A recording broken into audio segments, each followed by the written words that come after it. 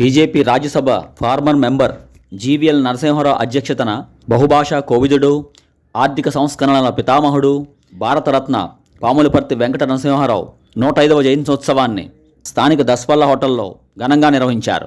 ఈ కార్యక్రమానికి ప్రముఖులు, అతిరథ మహారథులు, ఆత్మీయులు తదితరులు హాజరైనారు.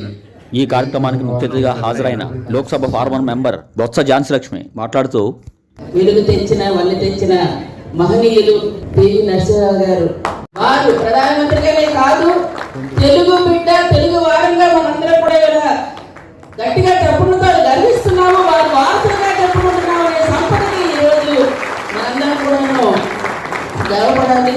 అటువంటి సంపదకి, అటువంటి కార్యక్రమానికి ఈరోజు వారు మమ్మల్ని పిలిచినందుకు మనస్ఫూర్తిగా వారందరికీ అభినందనలు తెలియజేస్తూ, అన్నిటి గురించి కూడా 21లో పుట్టడం, 71లో ముఖ్యమంత్రిగా చేసి అప్పట్లోనే సంస్కరణ మొదలుపెట్టి విద్య గురించి ఈరోజు చదువుకుంటున్న నవోదయ స్కూల్స్, గ్రామీణ ప్రాంతాల్లో విద్యా వికాసం కరవాలని చేసిన మొట్టమొదటి మీద పివి నరసింహ గారు. అలాగే లింగాపురం దాంట్లో కూడా ప్రోగ్రామ్ 2 సక్సెస్ అవడానికి ఏంటి దానికి బీజం పోసింది మన పివి నరసింహ గారు. తెలుగు బిడ్డ అనేది కూడా మనం గర్వించదగ్గ విషయం.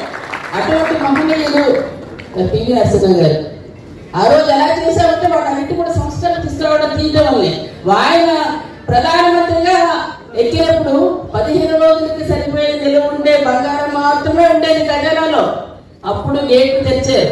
ఈ రోజు మనం ఫోన్ పట్టుకున్నాము, కారు తిరిగామో, కంపెనీలో ఉద్యోగం చేసామో, అది కూడా తెచ్చామంటే దానికి సంస్కరణ కారణమే ఈ రోజు రకరకాల తీసుకుంటున్న వ్యక్తి అటువంటి మహానుభావులు పివి నరసింహ గారు.